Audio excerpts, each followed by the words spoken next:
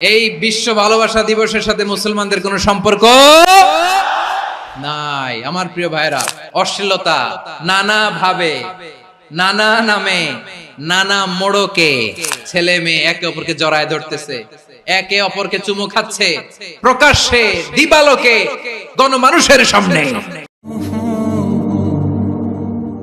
ওয়ানহানিল ফাহশা, আল্লাহ তাআলা অশ্লীলতাকে নিষেধ করেছেন। যত ধরনের, যত টাইপের, যত ক্যাটাগরির অশ্লীলতা হতে পারে সব অশ্লীলতাকে হারাম করেছেন কে? ফাহশা মানে কি? কথায়, কাজে, আচরণে, কমেন্ট, ফেসবুকের কমেন্টসে যত ধরনের নোংরামো আছে, যত ধরনের অশ্লীলতা আছে, এটাকে আরবিতে বলে ফাহশা। রাব্বুল আলামিন বলেন, কুল ইন্নামা হারামা রাব্বিয়াল ফাওয়াহিশা মা যাহারা মিনহা ওয়া মা বাতান। ও নবী, আপনি বলে দেন, আমার রব প্রকাশ্য, অপ্রকাশ্য, স্পষ্ট কিংবা অস্পষ্ট, দৃশ্যমান কিংবা অদৃশ্যমান সব অশ্লীলতাকে হারাম করেছেন। সব ধরনের অশ্লীলতা হারাম। এবার বলেন, আমাদের সমাজে অশ্লীলতা আছে না নাই? অশ্লীলতা নানা ভাবে, নানা নামে, নানা মোড়কে আমাদের সমাজে আছে না নাই? সংস্কৃতির নামে, ফ্যাশনের নামে, বিনোদনের নামে, উপন্যাসের নামে, কনসার্টের নামে অশ্লীলতা আছে না নাই? আপনি দেখেছেন কনসার্ট গুলোর অবস্থা? আমাদের তরুণ তরুণীরা, আমাদের যুবক যুবতীরা, আমাদের জেনজিরা, কি অবস্থা ওইখানে? ছেলে মেয়ে একে অপরকে জড়ায় ধরতেছে, একে অপরকে চুমু খাচ্ছে প্রকাশ্যে, দিবালোকে, গণমানুষের সামনে। রূপালী জগতের নামে অশ্লীলতা আছে না নাই? এই টার্মটা আপনারা জানেন না? রূপালী জগৎ আসলে কি রূপালী জগৎ না অন্ধকার জগৎ? আমার বোনেরা, আপনাদেরকে যে কি বলে তারা বুঝায়, রূপালী জগৎ শুনেই আপনি ভরকে যাবেন না। রূপালী জগতে যে নারী যত বেশি উলঙ্গ, সে নাকি তত বেশি সাহসী। বলে এটা একটা সাহসী নারী, খুব সাহসী পদক্ষেপ তার। যত বেশি শরীর থেকে কাপড় নামাতে পারবে, যত বেশি বস্ত্রহীন হয়ে নিজেকে প্রেজেন্ট করতে পারবে, সে নাকি তত বেশি সাহসী। আমার চট্টলার ভাইয়েরা, শয়তানের প্রথমে এজেন্ডা ছিল বনি আদমকে বস্ত্রহীন করা। সে আদম এবং হাওয়া আলাইহিস সালামকে নিষিদ্ধ গাছের ফল খাইয়ে তাদেরকে বস্ত্রহীন করেছে। এই জামিনেও সে আমাদেরকে বস্ত্রহীন করতে চাইবে। এই রূপালী জগতের নামে তারা এটা করে। আমার প্রিয় বোনেরা, আপনি জানেন না আপনার দাম কত? ওরা আপনাদেরকে বিজ্ঞাপনের সস্তা পণ্য বানাতে চায়। ওরা আপনাদেরকে ওদের ভোগের লিপসার টুলস বানাতে চায়। আপনাদেরকে দিয়ে ওদের খায়েশ পূরণ করতে চায়। এটা আপনাদের জন্য মোটেও ডিগনিটি নয়, এটা আপনাদের জন্য সম্মান নয়। আপনার সম্মান শালীনতায়, আপনার সম্মান হেজাবে, আপনার সম্মান ভদ্রতায়, আপনার সম্মান আপনার ডিসেন্ট পোশাকে। পোশাক বলে দেয় এই নারীটা ভদ্র না অভদ্র। পোশাক বলে দেয় এই মেয়েটা কোন ঘরের মেয়ে। আপনি জানেন না? আপনারা সস্তা পণ্য বানায়, ভোগের পণ্য, বিলবোর্ডে আপনাকে উলঙ্গ করে উপস্থাপন করে। এই অশ্লীলতার সাথে ইসলামের কোনো সম্পর্ক। এজন্য আল্লাহ বলেন, আমি অশ্লীলতাকে হারাম করেছি। অশ্লীলতাকে হারাম করার প্রথম কারণ হলো এর মাধ্যমে মানবতাকে অপমানিত করা হয়। কারণ মানুষের সম্মান মানুষের পোশাকে। মানুষ যখন পোশাকহীন হয়ে যায়, বস্ত্রহীন হয়ে যায়, তার সম্মান কমে যায়। ঠিক কিনা? অশ্লীলতাকে হারাম করার প্রথম কারণ হচ্ছে মানুষ মানুষকে অপমান করে। একটা নারী, সে তো সম্মানিত। নারী যে কত সম্মানিত, নারীরা এটা বুঝেই নাই। বিশ্বনবী বলেন, আদ-দুনিয়া কুল্লুহা মাতা ওয়া খায়রু মাতা'আদ দুনিয়া আল মারআতুস সালিহা। আমার বোনেরা, 5টা প্যান্ডেলে আপনারা এলইডিতে আমার আলোচনা শুনছেন, আমি জানি। আপনাদের এই গর্ভ যে কত দামি আপনি জানেন না।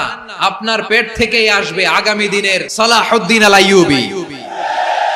আপনার পেট থেকেই আসবে অনাগত দিনের ইমাম মাহদী আল মুনতাযর। আপনার পেট থেকেই আসবে অনাগত দিনের ফয়সাল, ওয়াসিম, মুগ্ধ, আবু সাইদের মতো বীর যোদ্ধা। আমার প্রিয় বোনেরা, আমার প্রিয় বোনেরা, বিশ্বনবীর কথার ওজন খেয়াল করেন। আদ-দুনিয়া কুল্লুহা মাতা ওয়া খায়রু মাতা'আদ দুনিয়া আল মারআতুস সালিহা। দুনিয়ার সবকিছুই অ্যাসেট, এর মধ্যে সবচেয়ে দামি অ্যাসেট নেককার নারী। আপনার গর্ভ যে কত দামি আপনি জানেন না। নিজের সময়টাকে কাজে লাগান, কোরআন পড়েন, সুন্নাহ পড়েন।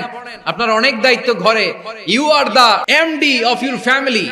একটা family it's a very big institution. পরিবার একটা অনেক বড় প্রতিষ্ঠান।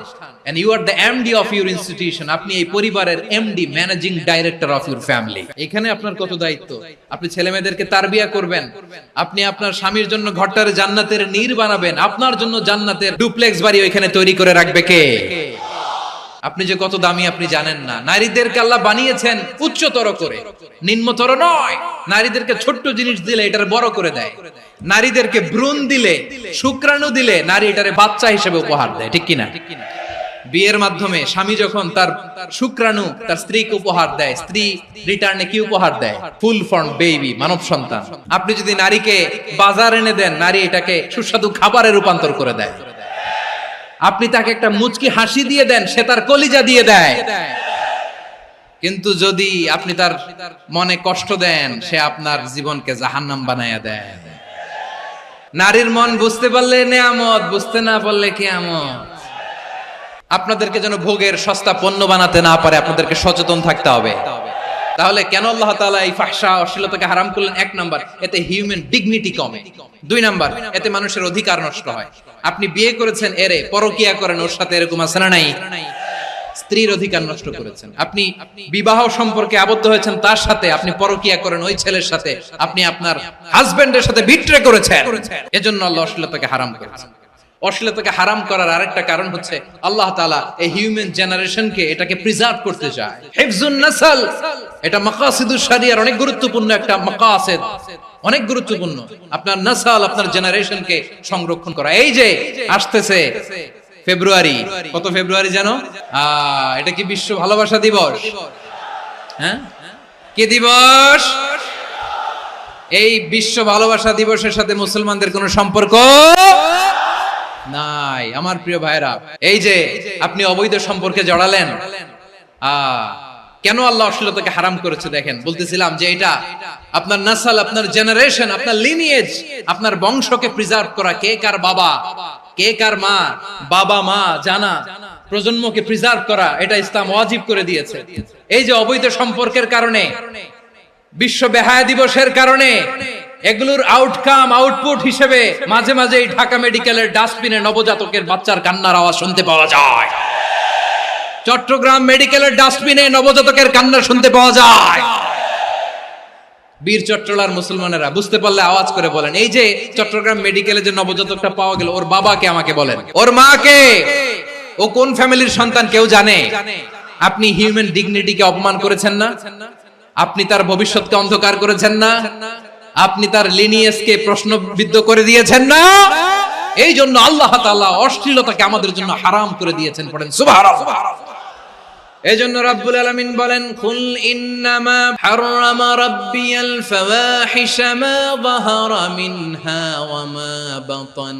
প্রকাশ্য অপ্রকাশ্য সব অশ্লীলতাকে হারাম ঘোষণা করে দিয়েছে কে? আবার দুনিয়ার বুকে যারা অশ্লীলতার প্রসার করে তাদের জন্য শাস্তি মজুদ রেখেছে কে?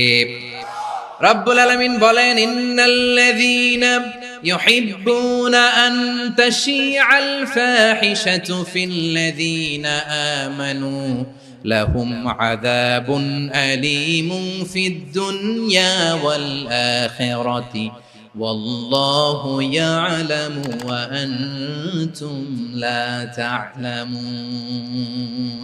নিশ্চয়ই যারা বিশ্বাসীদের মাঝে অশ্লীলতার প্রচার প্রসার করতে চায় তাদের জন্য আমি মর্মন্তুদ শাস্তি প্রস্তুত করে রেখেছি, দুনিয়াতেও রেখেছি, আখিরাতেও রেখেছি। ঘোষণাটা কার? যারা এই নাটকের নামে, সিনেমার নামে, রূপালী জগতের নামে, মুভির নামে, ওটিটি প্ল্যাটফর্মের নামে আমার সমাজে অশ্লীলতা ছড়াতে চায়, তাদের জন্য কঠিন মর্মন্তুদ শাস্তি মজুদ রেখে দিয়েছে কে? ও আমার বোনেরা, এখনো আপনি জাগবেন না? এখনো আপনার চিন্তার দুয়ারে এখনো নাড়া পড়ে নাই? ওরা আপনাকে উলঙ্গ বানাতে চায়, ওরা আপনাকে আইটেম গার্ল বানাতে চায়। এজন্য ইসলাম অশ্লীলতাকে হারাম করেছে। হারাম। ইসলাম বলেছে যোজন যোজন দূরে থাকো, ওরা বলে না কাছে আসো, কাছে আসার গল্প, ক্লোজ আপ ওয়ান, কাছে আসার গল্প আছে না নাই? তাহলে অশ্লীলতার সাথে আমাদের কোনো সম্পর্ক? আমরা এই সমস্ত ক্লোজ আপ ওয়ান, কাছে আসার গল্পের প্রোগ্রামে যাব আমরা কোন ধরনের অশ্লীল কন্টেন্ট সোশ্যাল মিডিয়ায় টিভিতে দেখব Be a part of our vision. Do listen and share the khair.